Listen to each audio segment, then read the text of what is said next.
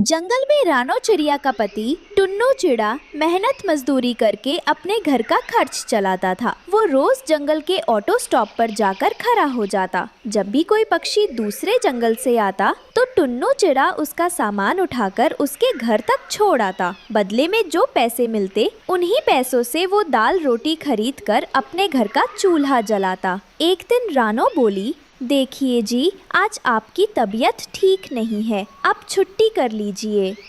नहीं रानो, अब तो हमारे अंडे से बच्चा भी निकलने वाला है। इन दिनों अगर मैं छुट्टी करूँगा तो घर का खर्च कैसे चलेगा? मुझे जाना ही होगा। रानो ने डिब्बे में रोटी और दाल रख कर कहा, जब भूख लगे तो खा लेना। दोस्तों, ये रहे हमारी आज की वीडियो के प्यारे सब्सक्राइबर्स और फॉलोअर्स के नाम। बलराम, रुक्मणी, विकी ठाकुर, टीना, अयान बाबू। जो नहीं चुने गए, चिंता मत करो, अगली बार तुम भी बन सकते हो जंगल के सुपरस्टार। दोस्तों, अगर आप भी चाहते हैं मैं आपका नाम अपनी कहानी में लूं, तो देर किस बात की, जल्दी से कमेंट करके अपना नाम हमें भेजें। टुन्नू डिब्बा उठाकर काम पर निकल गया। बाहर धूप बहुत तेज थी। एक तोता अपने सामान के साथ आया। साहब, सामान मुझे पकड़ा दीजिए, मैं छोड़ आता हूँ। जो दिल में आए दे दीजिए। अरे छोटे, तू ये सब उठाएगा? बोझ तो बहुत है, कहीं तू ही थक ना जाए। चिंता मत कीजिए साहब, मेरे पंख छोटे सही लेकिन हौसला बड़ा है। वो थका हुआ था, मगर फिर भी तोते का सामान उठाकर उसके घर तक पहुंचा आया। फिर सोचा, पहले मैं खाना खा लेता हूँ, फिर बाकी काम करूँगा। तभी आसमान से एक चील आया। ए छोटे, ये बोरिया पकड़, मेरे घोंसले तक पहुंचा दे। चील साहब, मैं सुबह से ही काम कर रहा हूँ, बहुत थक गया हूँ। जरा खाना खा लूँ, फिर मैं आपका सामान खुशी खुशी पहुँचा दूंगा। क्या कहा? मुझे इंतजार करवाएगा तू? तेरी औकात क्या है जो मेरे सामने ना कहे? उठा ये बोरिया, वरना अच्छा नहीं होगा। टुन्नू की हालत पहले ही बिगड़ी हुई थी, मगर चील के गुस्से के सामने वो कुछ न बोल सका। उसने कांपते पंखों से बोरिया उठाई। बोझ इतना भारी था कि उसके छोटे से शरीर से पसीना झरने की तरह बहने लगा। हे भगवान, बस ताकत दे देना, ये काम पूरा हो जाए। वो हांफते हांफते चील के घोंसले तक पहुंचा, बोरिया जमीन पर रखी और वहीं बैठकर सांस लेने लगा। चील साहब, जो भी आपकी मर्जी हो, मेरी मेहनत की दिहाड़ी दे दीजिए। तुझे पैसे दूं? ये काम तो तेरा फर्ज था। एहसान मान कि मैंने तुझे अपने पास आने लायक समझा। चल निकल यहाँ से। वो उदास होकर वहां से लौट आया और वो एक पेड़ के नीचे बैठा। डिब्बा खोला ही था कि अचानक उसका सर चकराने लगा और वही हार्ट अटैक से उसकी मौत हो गई। शाम को बुलबुल वहां से गुजरी। बेचारा गर्मी में काम करते करते मर गया। बुलबुल ने उसका डिब्बा उठाया और रानो चिड़िया के घर पहुंची। रानो ने डिब्बा देखा और रो पड़ी। ये तो वही डिब्बा है जो मैंने सुबह अपने पति को दिया था। रानो, बहुत दुख की बात है, आपके पति अब इस दुनिया में नहीं रहे। मैंने कहा भी था कि घर पर आराम कर लो। अब मैं अकेली कैसे अपने अंडे और घर की रक्षा करूंगी। कुछ दिन ऐसे ही बीते। फिर अंडे से एक बच्ची निकली। रानो ने अपनी बेटी को देखा और कहा, मैं तुझे भूखा नहीं रहने दूंगी। वो अपनी बेटी को सीने से बांधकर उसी ऑटो स्टॉप पर काम ढूंढने चली गई। एक चिड़िया मैडम आई तो रानो ने कहा, लाइए मैडम, मैं आपका सामान उठा लेती हूँ। मैडम ने हैरानी से पूछा, लेकिन पहले यहाँ तो एक चिड़ाकुली का काम करता था। रानो की आंखें भर आईं। जी, वो मेरे पति थे। बीमारी और गरीबी ने उनकी जान ले ली। अब मैं अपनी बेटी का पेट भरने के लिए मैं काम करती हूँ।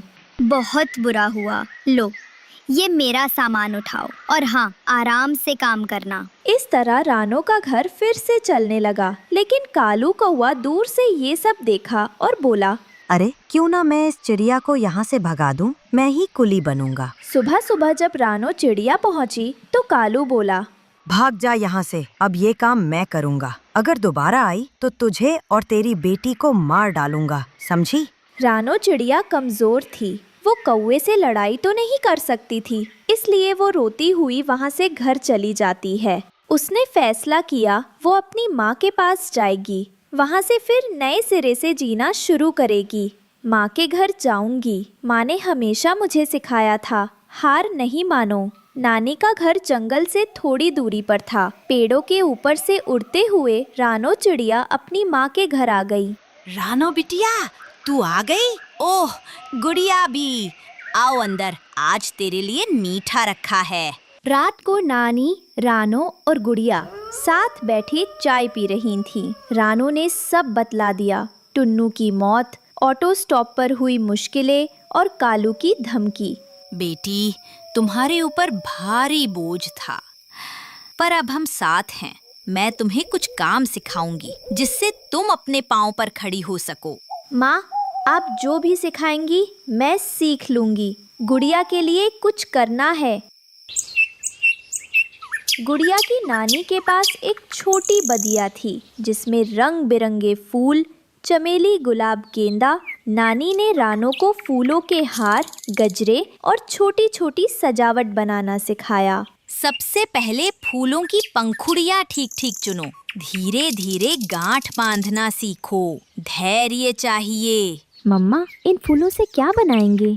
हम इनसे हार और गजरे बनाएंगे और बेचा करेंगे। ठीक है माँ, मैं कल अपने जंगल चली जाऊंगी। पहले ही दिन उसके फूलों के हार हाथों हाथ बिक गए। उसे अच्छा मुनाफा हुआ। उसने अपनी बेटी के लिए अच्छा खाना खरीदा और नए खिलौने भी दिलाए। वक्त बीतता गया। रानो ने हिम्मत नहीं छोड़ी। अब वो रोज सुबह अपनी टोकरी में फूलों के हार सजाकर गली गली निकलती थी। रास्ते में उसे गोरी का घर दिखा। नमस्ते गोरी जी, क्या आपको फूलों का हार चाहिए? अरे, मेरे पास तो पहले से ही हार हैं और तुम्हारे फूल इतने अच्छे भी नहीं लग रहे।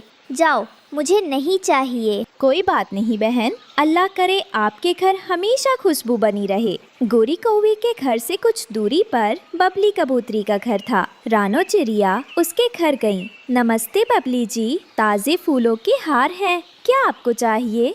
अरे, मेरे पास पहले से ही 2 हार पड़े हैं। मैडम, ये फूल ताज़े हैं, जितना आप सही समझें उतना दे दीजिए, बस मेरी बेटी का पेट भर जाएगा। ठीक है, 1 हार दे दो। रानो फिर हरियाली तोती के घर आई। हरियाली बहन, देखो, ताज़े फूलों के हार ले आई हूँ, आपके दरवाजे पर और भी अच्छे लगेंगे। वाह, बहुत सुंदर हैं। आज शाम मेहमान आने वाले हैं। ये हार बिल्कुल सही रहेंगे। धन्यवाद बहन, आपकी वजह से मेरी बेटी की पढ़ाई चल रही है। धीरे धीरे उसके पास ढेरों पैसे जमा हो गए। एक दिन रास्ते में रानो की मुलाकात कालू कौवे से हुई। कालू, शुक्रिया, अगर तुमने मुझे ऑटो स्टॉप से ना भगाया होता तो मैं आज भी कुली का काम करती। फूलों का काम शुरू करके ही मेरी जिंदगी बदली है। कालू हैरान रह गया। सच कहते हैं, हम लाख बुरा सोच लें, लेकिन होता वही है जो ऊपर वाले को मंजूर होता है। तो प्यारे दोस्तों, इस कहानी से हमें यही सीख मिलती है कि मुश्किलें चाहे जितनी भी आएं, हर कठिनाई के पीछे कोई नया रास्ता छुपा होता है। अगर हिम्मत और मेहनत हो तो हालात बदल जाते। कई दिनों से जंगल में बारिश हो रही थी। पेड़ों की डालियां भीग कर झुक चुकी थीं और नदी उफान पर थी। छोटे छोटे जानवर अपने घरों में छिपे बैठे थे। बच्चों, बाहर बहुत तेज बारिश और आंधी है, तुम लोग घबराना मत, माँ यही पास में है। माँ, हमें बहुत भूख लगी है। डरो मत बच्चों, दरवाज़ा अंदर से बंद रखना, कोई भी आए तो खोलना मत। लेकिन माँ, अगर दरवाजे पर कोई आवाज़ देगा तो हम कैसे पहचानेंगे कि आप हो? अरे मेरे लालो, मैं आऊँगी तो एक प्यारा सा गीत गाऊँगी। मेरे बच्चों दरवाज़ा खोलो, माँ तुम्हारे लिए दाना ले आई। बरसती बूंदे डरना मत तुम, माँ की गोदी में दुनिया समाई। मीठे दाने प्यार के गाने, संग संग खुशियाँ भी लाई। मेरे बच्चों दरवाज़ा खोलो, मम्मा है आई, मम्मा है आई। रानो अपने भीगे पंखों को झटकती हुई नदी किनारे पहुंची। वह बीज और कीड़े ढूंढ रही थी, लेकिन बारिश ने सब बहा दिया था। हाय, अब बच्चों को क्या खिलाऊं? अचानक उसकी नज़र नदी किनारे पड़ी एक सुनहरी मछली पर गई। वह उथले पानी में फंसी हुई थी और तड़प रही थी। कृपा, कोई तो मेरी मदद करो। मैं इसे अकेला छोड़ दूं तो मर जाएगी। इसे बचाना ही ठीक है। रानो ने अपने छोटे छोटे पंखों से पानी छींटा और मछली को धीरे धीरे गहरे पानी में धकेल दिया। धन्यवाद रानो, तुमने मेरी जान बचाई। मैं साधारण मछली नहीं बल्कि जादुई मछली हूँ। तुम्हारी भलाई का फल तुम्हें जरूर मिलेगा। जादुई मछली? मैं तो बस दया से तुम्हारी मदद कर रही थी। यही तुम्हारी नेकी है। मैं तुम्हें एक तोहफा देती हूँ, ये जादुई दर्पण। इसमें हमेशा सच दिखाई देगा। रानो दर्पण लेकर घर पहुंची। उसने बच्चों को खाना न मिलने की बात बताई, लेकिन उन्हें उम्मीद भी दी। बच्चों, भगवान किसी न किसी तरह हमारी मदद जरूर करेगा। पास ही कालू कौवा और भुल्ला चील बैठे थे। उन्होंने रानो को दर्पण संभालते हुए देख लिया। भुल्ले, ये दर्पण तो खास लगता है। जरूर कोई जादू है। हाँ, अगर ये हमारे हाथ लग जाए तो हम पूरे जंगल पर राज करेंगे और रानो जैसी गरीब चिड़िया कभी इसकी असली ताकत को समझ भी नहीं पाएगी। चल, आज ही इसे चुरा लेते हैं। रात ढलते ही दोनों चुपके से रानो के घर की ओर बढ़े। तू ऊपर से नजर रख, मैं अंदर जाकर दर्पण उठा लूंगा। लेकिन जैसे ही कालू अंदर घुसने की कोशिश करता है, रानो के बच्चे जाग जाते हैं। माँ, कोई हमारे घर में घुस रहा है। रानो फट से अपने पंख फैलाकर कालू के सामने खड़ी हो गई। वो जोर से बोली, कालू, रात के अंधेरे में चोरी करते शर्म नहीं आई? कालू डर गया और जल्दी से भाग खड़ा हुआ। पहली कोशिश नाकाम होने के बाद कालू और भुल्ला फिर मिले। तेरे कारण सब गड़बड़ हो गया। अगर बच्चे नहीं जागते तो दर्पण हमारे हाथ में होता। ठीक है, अब हमें चालाकी करनी होगी। उसके घर की रेकी करनी होगी। वो कब दाना लेने जाती हैं, हम तभी वो जादुई शीशा चुरा लेंगे। कालू कौवा और भुल्ला चील रानो के घर के पास एक ऊंचे पेड़ पर छिपकर बैठे थे। वे बड़ी ध्यान से देख रहे थे कि रानो अपने बच्चों को कैसे समझाती है और दरवाजा कैसे बंद कर जाती है। देख भुल्ले, रानो जब दाना लेने जाती है तो बच्चों को गाना सुनाकर पहचान का निशान देती है, तभी बच्चे दरवाजा खोलते हैं। ओहो, तो राज यही है। अगर हम भी वही गाना गाएं तो बच्चे हमें माँ समझकर दरवाजा खोल देंगे। दोपहर को जब रानो दाना लेने घर से निकली, कालू धीरे धीरे घर के पास आया। उसने अपनी आवाज मीठी बनाने की कोशिश की और गाना गाने लगा। मेरे बच्चों, दरवाजा खोलो, मम्मा आई है, मम्मा आई है, थक के आई, दाना लाई। मेरे लालो, दरवाजा खोलो। अंदर बैठे बच्चों ने आवाज सुनी और दरवाजे के पास आ गए। वे थोड़े असमंजस में थे। ये आवाज तो माँ जैसी लग रही है। हाँ, लेकिन गाने में कुछ अजीब सा है। माँ की आवाज इतनी भारी तो नहीं होती। बच्चे दरवाजा खोलने ही वाले थे कि लेकिन तभी रानो समय पर आ गई। उसे देख कालू और चील वहाँ से भाग खड़े हुए। कालू, कितनी भी चालाकी कर लो, माँ और बच्चों का रिश्ता तुम कभी नहीं तोड़ सकते। 2 बार असफल होने के बाद कालू और भुल्ला ने तीसरी चाल चली। अब उन्होंने चोरी की कोशिश नहीं की, बल्कि पूरे जंगल में झूठ फैलाना शुरू कर दिया। सुनो सुनो, रानो ने हमारा खाना चुरा लिया है। यही वजह है कि उसके बच्चे भूखे नहीं रहते। हाँ, मैंने अपनी आँखों से देखा। उसने हमारा अनाज छुपा लिया है। जंगल के कई जानवरों को शक होने लगा। वे रानो के पास पहुँचे। रानो, क्या ये सच है? तुम जैसी गरीब चिड़िया ने हमारा खाना चुराया? नहीं बहन, मैं निर्दोष हूँ। मैंने कभी किसी का हक नहीं छीना। झूठे आरोपों से रानो टूट गई। उसके बच्चे भी डरने लगे। सच को साबित करने का कोई तरीका होना चाहिए। तभी रानो को मछली द्वारा दिया गया जादुई दर्पण याद आया। हाँ, अब यही सच्चाई दिखाएगा। अगले दिन जंगल के सारे पक्षी इकट्ठा हुए। कालू और भुल्ला गर्व से खड़े थे। आज सबको सच पता चल जाएगा। रानो ने जादुई दर्पण सबके सामने उठाया। अगर मैंने चोरी की है तो ये दर्पण सच दिखाएगा, और अगर ये झूठ है तो असली चोर भी सबके सामने आ जाएगा। दर्पण में दृश्य बदलने लगे। सबने साफ देखा कि कालू और भुल्ला ही झूठ बोल रहे थे और रानो बेगुनाह थी।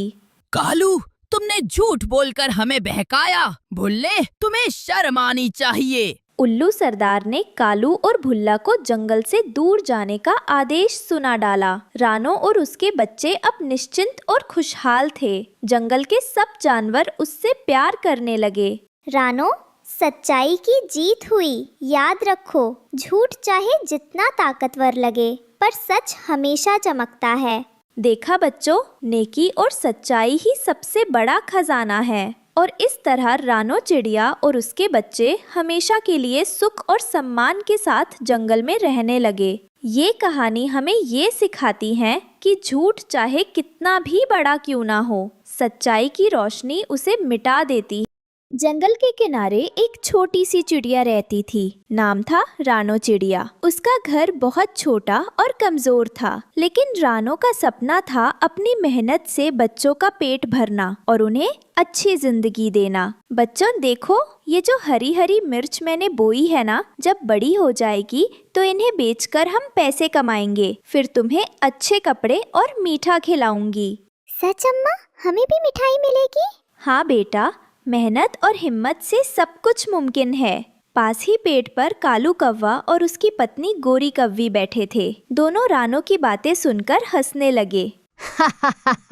ये देखो, मिर्च उगाकर पैसे कमाएगी। मिर्च से भी किसी का घर गुजारा होता है क्या? सही कहते हो जी। लोग गेहूं धान बोते हैं और ये बेचारी मिर्च। अरे मिर्च तो सबके मुंह में जलन ही करेगी। तुम लोग चाहे मजाक उड़ाओ, पर मेहनत से बोई फसल कभी बेकार नहीं जाती। इतना सुनकर रानो का अच्छा दोस्त मिट्ठू तोता और उसकी पत्नी हरियाली तोती उड़कर आ गए। रानो बहन, उनकी बातों पर ध्यान मत दो। मेहनत करने वाला कभी भूखा नहीं रहता। हाँ रानो, तुम मेहनत करो। जब फसल तैयार होगी, मंडी में बेचोगी तो अच्छे पैसे मिलेंगे। तुम्हारे बच्चे भी खुश रहेंगे। रानो मुस्कुराई और उसका हौसला और बढ़ गया। अब वो और भी मेहनत से अपनी मिर्चों की देखभाल करने लगी। रानो रोज सुबह सूरज निकलने से पहले खेत जाती, छोटे पंखों से पानी भरती और मिर्च के पौधों को सींचती। बढ़ो मेरी मिर्चों, जल्दी बड़े हो जाओ ताकि मैं मंडी जाकर तुम्हें ऊंचे दाम पर बेच सकूं।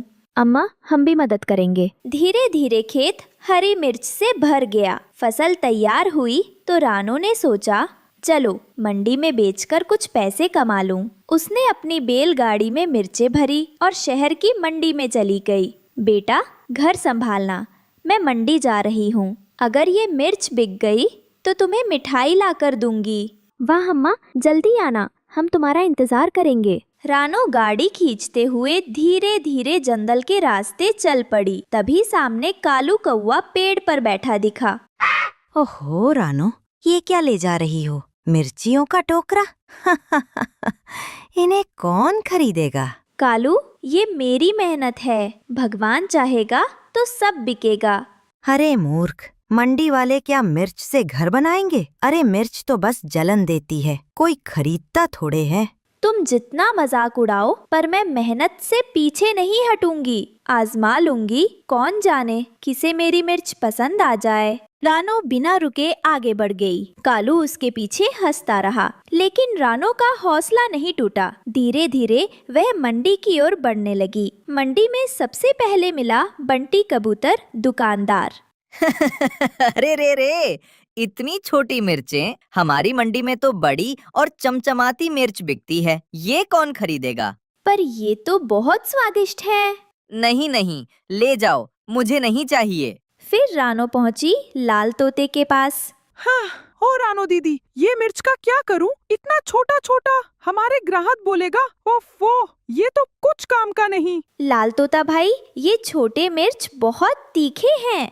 खाना बनेगा तो मजा आ जाएगा। तू चख के देख तो सही।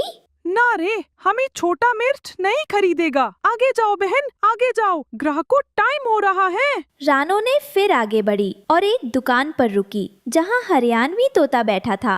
अरे बहन, तब मिर्च लेके आई है, यो कहीं बिकेगी? हम तो मोटी मोटी हरी हरी मिर्च लेवे, तेरी ये लटकती फटकती मिर्च कदे बिकेगी? भाई, ये मिर्च मैंने बहुत मेहनत से उगाई है। दिन रात खेत में पानी डाला, धूप में तप गई, अगर तू खरीद लेगा तो मेरे बच्चों का पेट भर जाएगा। ना ना बहन, यो मिर्च तो कड़वी लागे है। मेरी दुकान पर तो ये काम की नहीं, तू कहीं और जा। ठीक है भाई, अगर तुझे भी पसंद नहीं आई तो मैं लौट जाती हूँ। थकी हुई निराश रानो अपने खेत वापस आई। बच्चे उसका उदास चेहरा देखकर रोने लगे। अम्मा क्या हुआ, मंडी में कोई मिर्च नहीं खरीदी?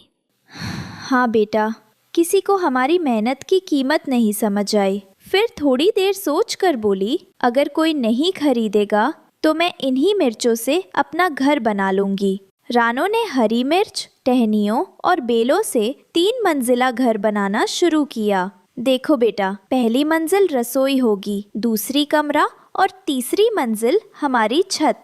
वाह अम्मा, कितना सुंदर घर है। दिन रात मेहनत करके आखिरकार रानो का हरी मिर्च का 3 मंजिला घर तैयार हो गया। उधर कालू कौआ और उसकी पत्नी गोरी कौवी पेड़ पर बैठकर रानो का घर देख रहे थे। अरे ओ गोरी, देखो जरा, ये गरीब रानो ने मिर्चों का घर बना लिया। अब कोई उसके घर में जाएगा तो मुंह जल जाएगा। सही कह रहे हो जी। बारिश आएगी तो ये मिर्च का अचार बनेगा और गर्मी आएगी तो ये मिर्च सूखकर झड़ जाएगी। अरे घर तो लकड़ी, मिट्टी, पत्तों से बनते हैं, ये मिर्च का घर किस काम का? सब लोग इसका मजाक उड़ाएंगे। चलो जी, इसे कहते हैं गरीब की सोच और गरीब का घर। एक रात अचानक तेज बारिश और तूफान आया। हवा इतनी तेज थी कि पेड़ टूटने लगे, सबके घर बिखर गए। अरे री, मेरा घर उड़ गया। अब कहाँ जाएं? सिर्फ रानो का हरी मिर्च का घर मजबूती से खड़ा रहा। आओ सब लोग, मेरे घर में आ जाओ, यहाँ सबके लिए जगह है। सारे पक्षी रानो के घर में सुरक्षित हो गए। सबको समझ आया कि मजाक उड़ाने से कुछ नहीं होता, मेहनत और दया ही असली ताकत है। रानो बहन, हमने तेरा मजाक उड़ाया था, माफ कर दे। असली समझदारी तेरे पास है। गलती मान लेना ही सबसे बड़ी बहादुरी है। अब हम सब मिलकर रहेंगे। उस दिन से जंगल के सारे पक्षी रानो चिड़िया का आदर करने लगे। बारिश का मौसम था। जंगल के हर पेड़ की टहनी से पानी टपक रहा था। रानो चिड़िया का छोटा सा घोंसला जो कालू कौवे के पेड़ पर था, पानी से भीग रहा था। तो छोटे बच्चों के साथ वो खुद भी सर्दी से कांप रही थी। मेरा बच्चा भीग गया। ऐ ऊपर वाले, बारिश तो सब कुछ बहा लेगी। काश कभी धूप हमारे आंगन में भी चमके। कौवों का घर चिड़िया के घर के ऊपर था। गौरी कौवी अपने घर की खिड़की से बोलती है, अरे छोटी चिड़िया, तू अभी तक यहीं पड़ी है? हमारे पेड़ की इज्जत खराब हो रही है तुम्हारे कच्चे घोंसले से। इस कमकल चिड़िया को और कोई पेड़ ना मिला रहने को। अब हमारे पेड़ की भी शाख झुक गई है इसके बोझ से। रानो चिड़िया अपनी नजरें नीचे कर लेती है और गीले पत्तों से अपने बच्चों को ढांप लेती है। घटाएं पूरे जंगल में छाई थी। एक ऊंची टहनी पर मिठू तोता और हरियाली तोती अपने बच्चों को परों में छुपाए बैठे थे। वो बारिश के पानी से बचे हुए और सुरक्षित थे। उनकी नजरें सामने रानो चिड़िया के भीगते घोंसले पर थीं। मिठू जी देखें, रानो चिड़िया कितनी परेशान है। उसके बच्चे तो बारिश में कांप रहे हैं। हरियाली, एक माँ का दुख सिर्फ एक माँ ही समझ सकती है। बारिश में भीगता हुआ बंटी कबूतर तोतों के पास आता है। मैं भी देख रहा था, रानो का बच्चा तो बिल्कुल बीमार लग रहा है। हमें कुछ करना होगा। हम रानो चिड़िया के दोस्त हैं, हमें उसकी मदद करनी चाहिए। हमारा घर छोटा ज़रूर है, लेकिन हमारा दिल बड़ा है। रात के वक्त तूफान और भी तेज़ हो गया। तेज़ आंधी चली और बारिश ने सब कुछ भगो दिया। रानो चिड़िया अपने बच्चों को सीने से लगा कर बैठी थी। ये तूफान बहुत खतरनाक है। मेरे बच्चों, मुझसे लिपट जाओ, मैं तुम्हें कुछ नहीं होने दूंगी। हवा इतनी तेज थी कि रानो चिड़िया के घोंसले का एक कोना टूट जाता है। कालू जी, मैं तो कहती हूँ गिरा दो इसका घोंसला, हमारी शाख का कुछ तो बोझ कम हो। अब देखेगी ये गुर्बत की कीमत। बारिश इस छोटी चिड़िया के बच्चों को बहा ले जाएगी। ऐ ऊपर वाले, मेरे बच्चों को कुछ ना हो, चाहे मेरी जान चली जाए। अगली सुबह बारिश तो रुक जाती है, मगर चिड़िया के बच्चे बुखार में तप रहे थे, खांस रहे थे। क्या करूं, ना दाना है ना दवा। रानो चिड़िया उड़ने की कोशिश करती है, लेकिन कमजोरी की वजह से गिर जाती है। बंटी कबूतर, मिठू तोता और हरियाली तोती मिलकर एक बड़े पेड़ की मजबूत शाख पर एक नया घोंसला बनाते हैं, जहां बारिश का पानी नहीं पहुंच सकता था। फिर वो रानो चिड़िया और उसके बच्चों को नए घोंसले में ले आते हैं। रानो, अब आप अकेली नहीं हैं, हम सब आपके साथ हैं। रानो बहन, हमने छोटा सा घर बनाया है, लेकिन ये मोहब्बत से भरा हुआ है। मेरे मुश्किल वक्त में मेरे दोस्तों ने मेरा साथ दिया। आज मेरे बच्चों को फिर से माँ का आंगन मिल गया। रात को कालू कौवा और गोरी कौवी हसद में जल रहे थे। ये सब रानो के साथ क्यों है? मैं तो रानो चिड़िया को इस जंगल से बाहर निकालना चाहता था। कालू जी, चलो उस चिड़िया का नया घर भी उजाड़ते हैं। वो जैसे ही रानो चिड़िया के घोंसले के पास पहुंचते हैं, मिठू तोता सामने आ जाता है। एक पत्ता भी तोड़ा तो तुम्हारी अक्ल निकाल दूंगा। बंटी कबूतर भी आ जाता है। हम सब अब साथ हैं, तुम तन्हा हो गए हो कालू। कालू कौवा और गोरी कौवी डरते हुए वहां से चले जाते हैं।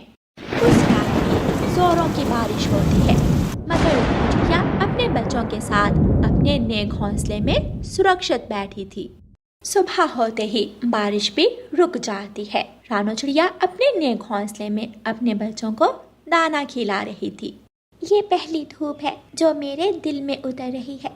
माँ, अब हमारा घर गिरेगा तो नहीं? नहीं मेरे बच्चों, अब तुम्हारे पीछे माँ की दुआएं भी हैं और सच्चे दोस्तों का सहारा भी। रानो ने अपने बच्चों को गले लगाया। गुर्बत सब कुछ छीन सकती है, घर, सुकून, दाना, पानी, लेकिन अगर माँ की ममता हो और दोस्त सच्चे हों तो सबसे अंधेरी रात भी गुजर जाती है और सूरज फिर चमकता है। पेड़ों की डालें गुनगुना रही थी। रानो, अब तू अकेली नहीं है। प्यारे दोस्तों, इस कहानी को लाइक, अपने दोस्तों के साथ शेयर और चैनल को सब्सक्राइब करना बिल्कुल मत भूलना। आपका धन्यवाद। सुबह की नम धूप में नदी का पानी चमक रहा था। लहरें जैसे कोई मीठा गीत गा रही हों। नदी किनारे हरे बांस के पेड़ों के बीच एक छोटा सा घर बना था, रानो चिड़िया का घर। ये घर उसके लिए सब कुछ था, लेकिन हालात आसान नहीं थे। रानो अपने बच्चों के लिए दाने चुन रही थी। तभी पास के पेड़ पर बैठी हरियाली तोती और गोरी कौवी बातें कर रही थीं। अरे हरियाली, देख, रानो तो अब नदी किनारे रहने लगी है, बांस का घर बना लिया है। पता नहीं इतना बांस आया कहाँ से। सुना है किसी ने उसे तोहफा दिया, लेकिन मुझे तो यकीन नहीं, ऐसी गरीब चिड़िया को कौन तोहफा देगा।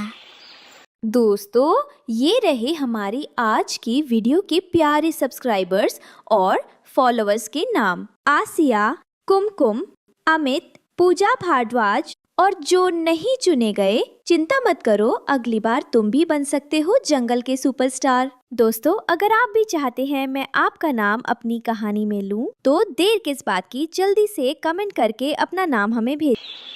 रानो अपने घर के सामने झाड़ू लगा रही थी। वहीं पास के पेड़ की डाल पर हरियाली तोती और गोरी कौवी बैठी थी। गोरी कौवी ने गर्दन घुमाकर रानो को देखा। देख हरियाली बेग, रानो का घर कैसे चमक रहा है। इतनी अच्छी बांस, ये सब कहाँ से आ गए? मैंने भी सोचा था, हमारी डाल तो पुरानी हो गई है, पत्ते भी आधे गिर गए, और ये देख, इसकी छत तो बिल्कुल नई लग रही है। लगता है किसी ने तोहफा दिया है, वरना इतनी गरीब चिड़िया कहाँ से लाती इतना सामान।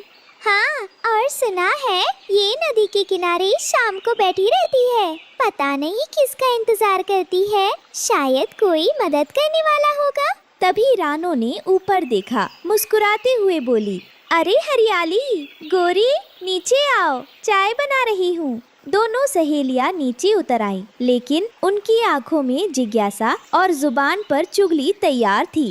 अरे वाह रानो, इतना बढ़िया घर, लगता है अब तो अमीर हो गई। नदी किनारे का ये नज़ारा, हरे बांस की दीवारें, क्या बात है।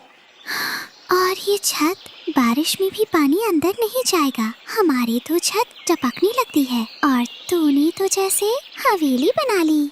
अमीर, अरे बहन, अमीरी तो दिल में होती है। ये घर, ये तो बस नदी के किनारे बिखरे पड़े पुराने बांस थे, उन्हें जोड़ घटाकर बना लिया। तुम सोच रही होगी किसी ने तोहफा दिया होगा, लेकिन सच्चाई ये है कि जब बारिश में मेरे बच्चों के पंख भीगते थे तो सोचा चाहे जैसा भी हो, एक छत तो होनी ही चाहिए।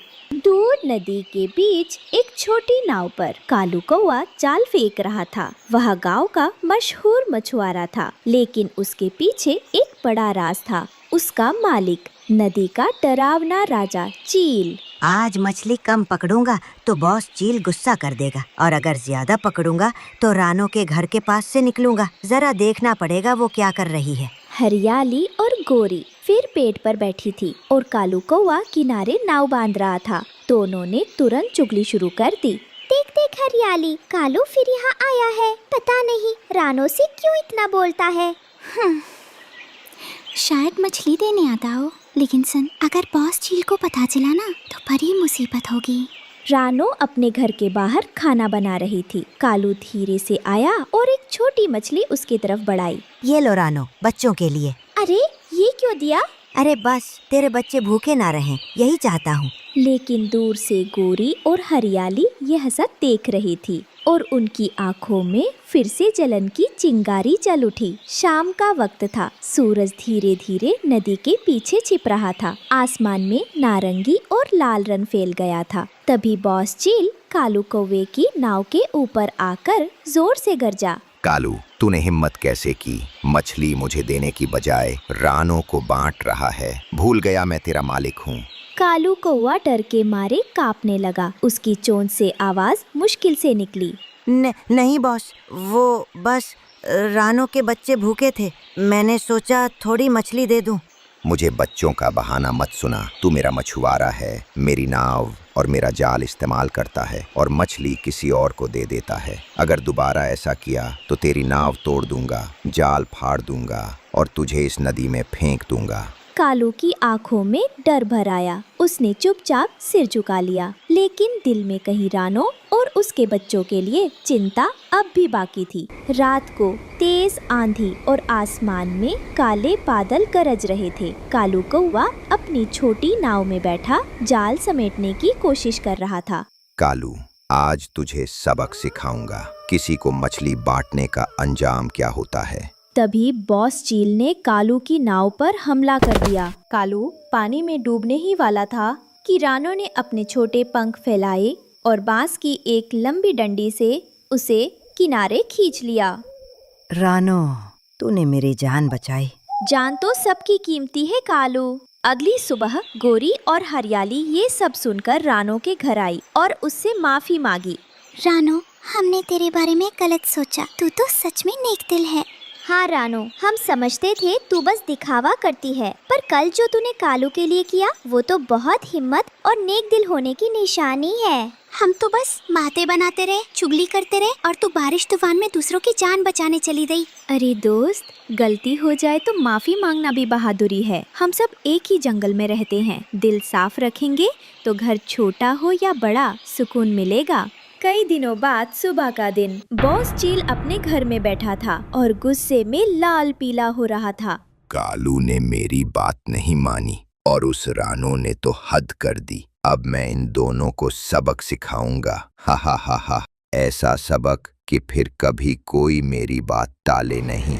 दोपहर होते होते आसमान में काले बादल घिर आए। तेज हवा चलने लगी, पेड़ों के पत्ते उड़ने लगे। बॉस चील ने अपने पंख फैलाए और नदी के ऊपर चक्कर लगाने लगा। रानो ने बच्चों को घर के अंदर बैठाया, लेकिन तभी उसने देखा कालू कौवा नदी किनारे जाल की मरम्मत कर रहा था और ऊपर से बॉस चील उसकी तरफ झपट्टा मार रहा था। कालू, सावधान! कालू ने ऊपर देखा, लेकिन तब तक बॉस चील उसे पकड़कर अपने साथ गुफा के भीतर ले जाता है। चील कालू को गुफा के कोने में जमीन पर पटक देता है, फिर एक मोटी बेल से उसके पंख बांध देता है। रात हो जाती है और गुफा में रात का सन्नाटा, सिर्फ बाहर से टप टप पानी टपकने की आवाज सुनाई देती है। कालू कौवा, जो अब तक पूरे जंगल में चालबाजियों का बादशाह था, इस बार बॉस चील के पंजों में बंधा पड़ा था। अरे ये चील तो अपने आप को राजा समझता है। अरे मैं तो कालू हूँ, कालू, जिसके दिमाग में 100 खोपड़ियाँ घूमती हैं। देखता हूँ कैसे निकलता हूँ यहाँ से। ओए कालू, ज्यादा अकर मत। तूने मेरे साथ किया, उसका हिसाब देना पड़ेगा। बॉस, गलती हो गई, मैं मानता हूँ, पर सोचो हम लड़का क्या पाएंगे। मैं मछली पकड़ने में माहिर हूँ। अगर हम मिलकर काम करें तो तुमको भी फायदा, मुझे भी फायदा, और रानो जैसी बेचारी को भी खाना मिल जाएगा। तू सच में ये कर पाएगा? हाँ बॉस, मैं रोज नदी से ताजी मछलियाँ लाऊंगा। तुम्हारा हिस्सा सबसे पहले दूंगा और थोड़ा थोड़ा रानो और उसके बच्चों को भी दूंगा। ठीक है, लेकिन अगर धोखा दिया तो अगली बार मेरे पंजों से कोई नहीं बचाएगा। अरे बॉस, अब तो हम टीम हैं, धोखा क्यों देंगे? चील रस्सी खोल देता है। कालू अपने पंख फैलाकर खड़ा होता है। उस दिन से कालू फिर से मछली पकड़ने का काम करने लगा, लेकिन अब सिर्फ अपने लिए नहीं, बॉस चील के लिए और रानो जैसी जरूरतमंद। जंगल में तेज बारिश हो। सूरज की पहली किरण जैसे ही पहाड़ियों के पीछे से झांकी, जंगल में चहचहाहट गूंज उठी। हर घर में खुशियाँ थी, क्योंकि इस बार सारे पंछियों के घर में अंडे थे। रानो चिड़िया अपने घोंसले में अंडों को प्यार से सहला रही थी। अल्लाह का शुक्र है, मेरे दोनों बच्चे जल्द ही इस खूबसूरत दुनिया को देखेंगे। बस अब दुआ है कि ये सुरक्षित और सलामत रहें। मैं इनका अच्छे से ख्याल रखूंगी, चाहे कुछ भी हो जाए। थोड़ी देर बाद हरियाली तोती तेज तेज उड़ते हुए रानो चिड़िया के पास आई। अरे रानो, तूने सुना? बड़ी खबर है। बंटी कबूतर के घर 3 अंडे हुए हैं और बबली कबूतरी तो मानो खुशी में पागल हो गई है। हर किसी को बुला बुला कर बता रही है। सच? ये तो बहुत अच्छी खबर है। लगता है इस बार जंगल में बस खुशियाँ ही खुशियाँ होंगी। हाँ, और सिर्फ बंटी ही नहीं, मैंने सुना है गोरी कौवी के घर भी अंडे हैं और मिर्ची मैना तो अपने अंडों की देखभाल में इतनी बिजी है कि किसी से मिलने भी नहीं आ रही। अरे, लगता है इस मौसम में हर घर में चहकते बच्चे आने वाले हैं। हाँ हरियाली, ऊपर वाला सबके घर खुशियाँ दे और सबके बच्चे सलामत रहें। हाँ, पर देख, मैंने सबसे पहले सुना था, मतलब मैं अपडेट की रानी हूँ, समझी? अरे और सुन, हरियाली तोती की आदत थी एक बात से दूसरी पर कूदना और फिर तीसरी पर। दूर पहाड़ियों के पीछे एक अंधेरे गुफा में डाकू पक्षियों का गिरोह रहता था।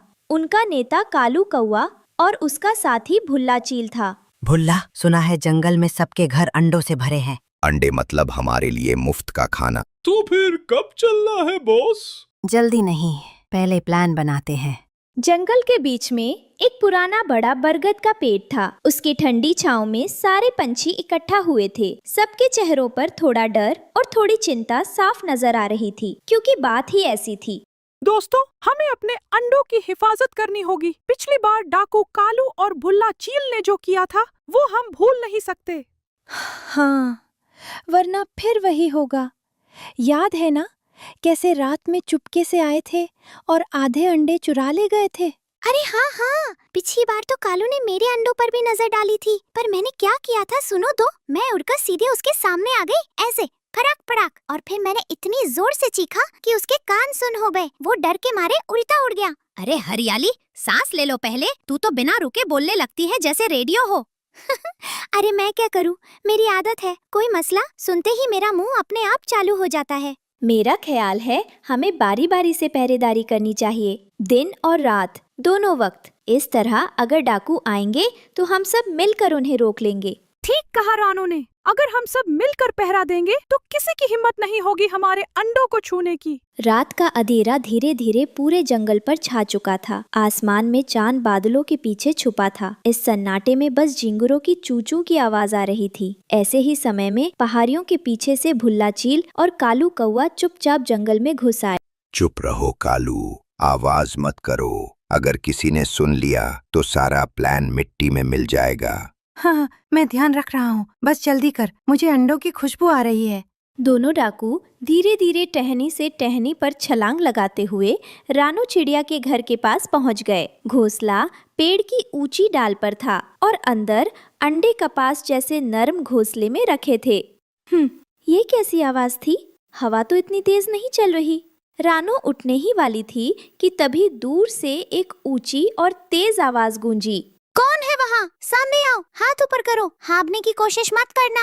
हरियाली तोती की ऊंची आवाज सुनकर सारे पंछी जाग गए। डाकू भाग खड़े हुए। देखा, वो आए थे अंडे चुराने। अगर हम जाग न जाते तो अल्लाह जाने क्या होता। मैंने कहा था ना, मेरी आवाज दुनिया हिला सकती है। हाँ, लेकिन अब वो दोबारा भी आ सकते हैं। वही पहाड़ियों के पीछे डाकुओं की दूसरी योजना पर काम चल रहा था। पहली बार हम हारे, पर दूसरी बार नहीं। इस बार हम आसमान से अचानक हमला करेंगे और हम अंडे लेकर उड़ जाएंगे, कोई पकड़ नहीं पाएगा। अगली रात आसमान में काले बादल छा गए थे। बादल इतनी जोर से गरज रहे थे जैसे आसमान में ढोल बज रहे हों। इस तूफानी माहौल में पहाड़ियों के पीछे छिपे डाकू गिरोह सबसे आगे था। चालाक कालू कौआ, उसके पीछे ताकतवर भुल्ला चील और बाकी डाकू सीधा जंगल की ओर बढ़ने लगे। जैसे ही वो रानू के घोंसले के ऊपर पहुँचे, भुल्ला ने अपने नुकीले पंजे फैलाए और कालू ने अपनी चोंच अंडों की तरफ बढ़ाई। बचाओ, कोई है, मेरे अंडे ले जा रहे हैं। रानू की तेज चीख ने जंगल की खामोशी तोड़ दी। तभी दूर से एक गरजती हुई आवाज आई। सारे पंछी जागो, डाकू आ गए, उठो, बचाओ अंडों को। हरियाली की ऊंची आवाज सुनकर बंटी कबूतर और बबली कबूतरी अपने घोंसलों से फुल उड़कर बाहर आए। मिट्ठू तोता भी पंख फैलाकर उनके साथ जुड़ गया। तीनों ने मिलकर डाकुओं का रास्ता रोक लिया, जैसे दीवार बनकर खड़े हो गए हों। बुल्ले, मेरे दोस्तों के अंडों से दूर रहे, वरना अच्छा नहीं होगा। तुम छोटे छोटे पंछी हमें नहीं रोक सकते, हम आसमान के बादशाह हैं। बादशाह हो या डाकू, अगर बुराई करोगे तो हारोगे जरूर। फिर शुरू हुई असली लड़ाई। पंखों की मार, चौचों की ठक ठक और पंखों के टकराने की धप धप आवाजें चारों तरफ गूंजने लगी। हरियाली तोती बीच बीच में इतनी तेज चीख मारती कि डाकू चौंककर पीछे हट जाते। दोस्तों, हार मत मानना, ऊपर वाले की मदद से हम सब मिलकर इन्हें भगा देंगे। रानू की बात सुनकर सबके पंखों में जैसे नई ताकत आ गई। पंछियों ने एक साथ झपट्टा मारा। बॉस, ये तो सच में हमें हरा देंगे। पीछे हटो, पहाड़ियों की तरफ भागो। आखिरकार डाकू हार मानकर उल्टे पंखों से उड़ते हुए पहाड़ियों के पीछे अपने अड्डे की तरफ भाग गए। जंगल में फिर से शांति लौट आई और सब पंछियों ने राहत की सांस ली। हमने कर दिखाया, और इसमें सबसे बड़ा काम मेरी चीख में किया। हाँ, पर सबकी एकता ही हमारी ताकत बनी। जंगल के पंछियों ने समझ लिया, मिलजुल कर रहना और एक दूसरे की मदद करना ही असली ताकत है। अगर हर कोई सिर्फ अपने घर की सोचता तो अंडों की हिफाजत नहीं हो पाती। बच्चों, याद रखो, एकता में बरकत है और बुराई हमेशा हारती। गुड़िया, मुन्ना, जल्दी अंदर आ जाओ, बारिश आने वाली है। गुड़िया, मुन्ना, देखो आसमान कितना गुस्से में है, बिजली भी चमकने लगी है। ये बारिश हल्की नहीं, जोरदार होने वाली है। माँ, लेकिन हम किसके नीचे छिपे? ये टहनी तो हर बार गिर जाती है। पिछली बार भी पूरी रात पानी टपकता रहा था। माँ, क्या हमारे पास कभी कोई अपना घर नहीं होगा? रानू अपने पंखों से दोनों को ढक लेती है। बच्चों, मेरे राजकुमार और राजकुमारी, तुम दोनों मेरी दुनिया हो। बारिश तो आती जाती रहती है, लेकिन माँ की ममता हमेशा साथ रहती है। वह थोड़ी देर रुकती है, आकाश की तरफ देखती है। हमारा घर अभी नहीं है, पर एक दिन जरूर होगा। ऐसा घर जो बारिश में भीगता नहीं, आंधी में टूटता नहीं। और वो घर मैं अपने पंखों से बनाऊंगी, अपनी मेहनत से। लेकिन माँ, कैसे? मेरे बच्चों, जब दिल में सच्चाई हो और आँखों में सपना, तो कोई ना कोई रास्ता जरूर निकलता है और हमें हार नहीं माननी चाहिए। हम आपको कभी छोड़कर नहीं जाएंगे माँ। और मैं भी तुम्हें कभी दुख नहीं आने दूंगी, चाहे ये जंगल का आसमान फट पड़े या सारी दुनिया साथ छोड़ दे। वहीं दूसरी तरफ, तूने सुना भुल्ला, वो रानो चिड़िया, हाँ वही फटे पंखों वाली, अब पालक की खेती कर रही है। क्या पालक? अरे वो तो गधा भी नहीं खाता। उसमें ऐसा क्या खास है जो तू इतना तिलमिलाया हुआ है? अरे मूर्ख, वही पालक से उसने ऐसा खाना बनाया कि उसकी खुशबू जंगल की हवा में फैल गई। कल बंटी कबूतर तक बोल रहा था, रानो की पालक की सब्जी ने भूखे पेट को भी त्योहार बना दिया। हा हा हा हा हा, तो अब रानो महारानी बन गई, जंगल की शेफ। रात को चलेंगे, खेत जला देंगे ताकि रानो दोबारा खड़ी ना हो सके।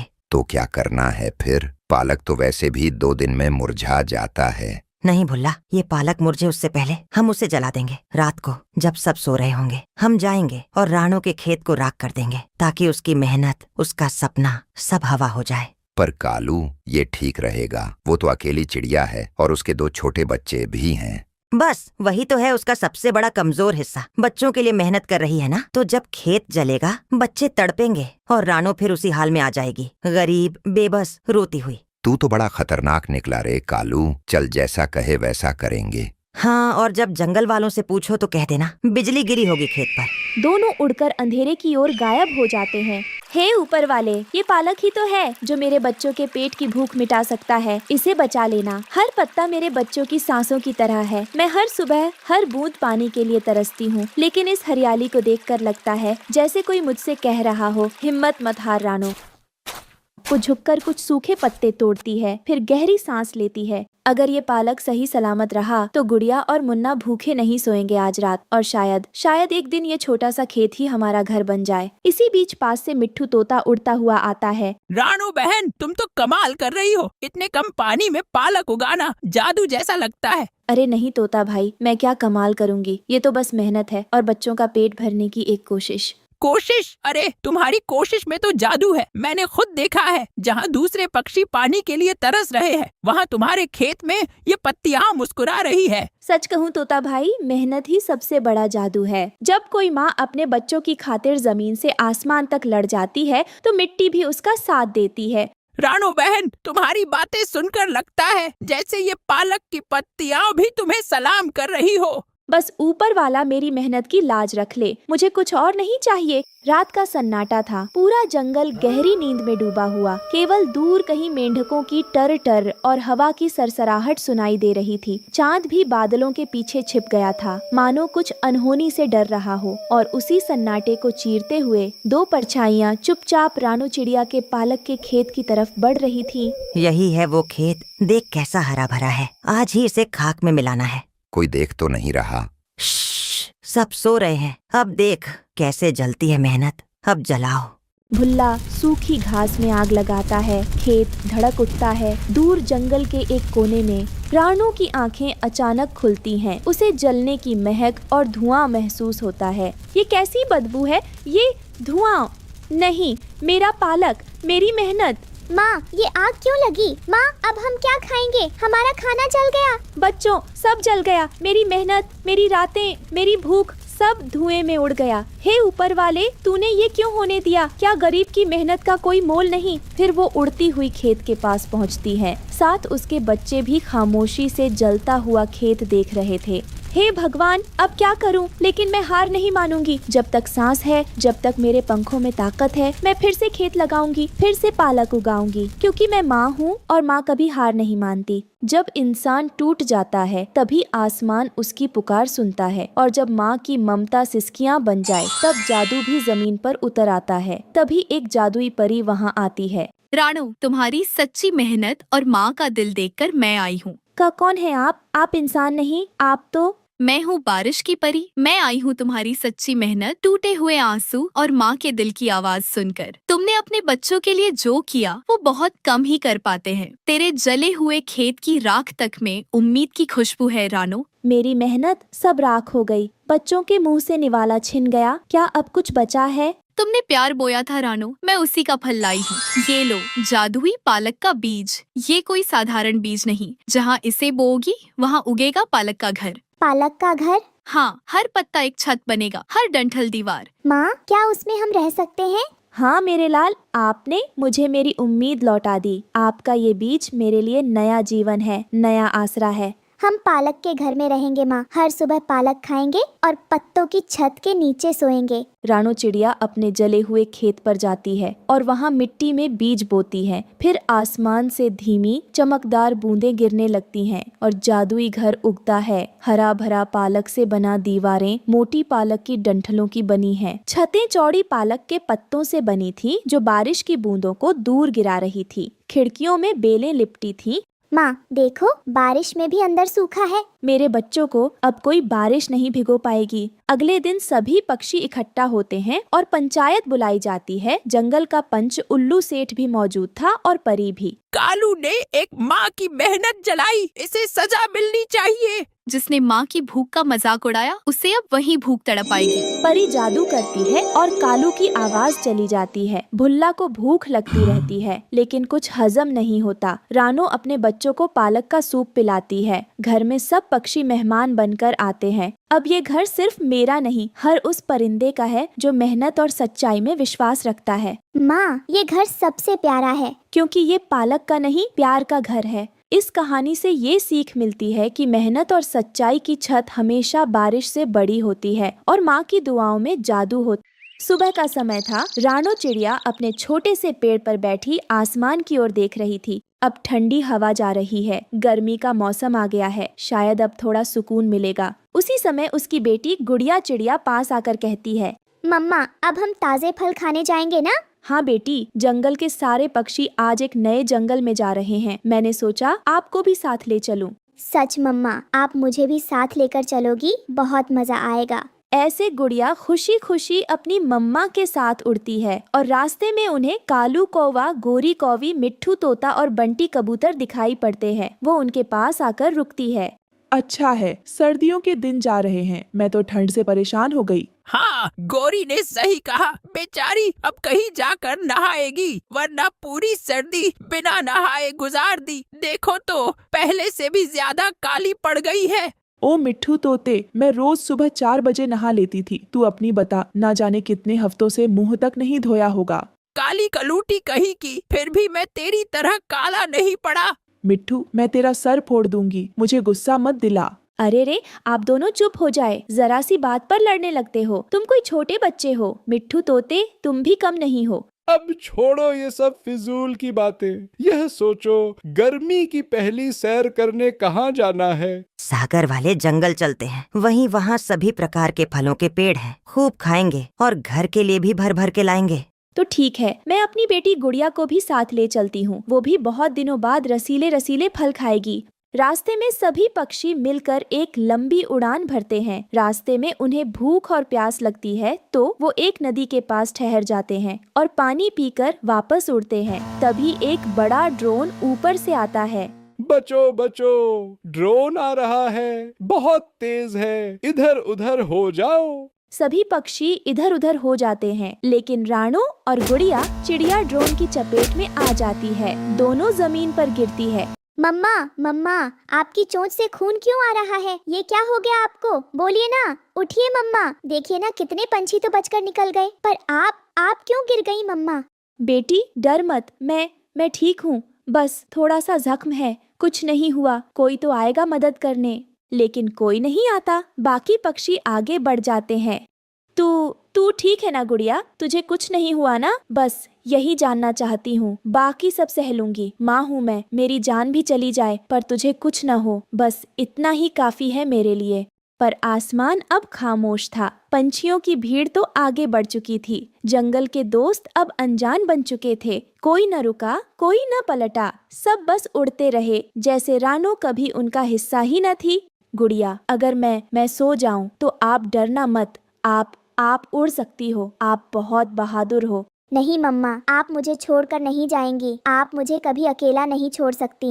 धीरे धीरे रात हो चुकी थी। रानो की सांसें धीमी पड़ चुकी थीं और नन्ही गुड़िया जो अभी उड़ना सीख ही रही थी, अपनी घायल माँ के लिए आसमान नहीं, जमीन के हर कोने में मदद ढूंढने निकल पड़ी थी। मम्मा को बचाना है, मम्मा को कुछ नहीं होने दूंगी। कोई तो होगा इस जंगल में जो हमें बचा सकता है। गुड़िया थककर एक पुराने पेड़ के नीचे बैठती है। तभी एक धीमी आवाज आती है, अरे छोटी सी चिड़िया, इतनी रात को अकेली क्यों रो रही हो बच्ची? बाबा, मेरी मम्मा बहुत जख्मी है। ऊपर से ड्रोन टकरा गया था, वो जमीन पर पड़ी है। कोई मदद नहीं करता, कोई नहीं रुकता। मम्मा मर जाएंगी क्या बाबा?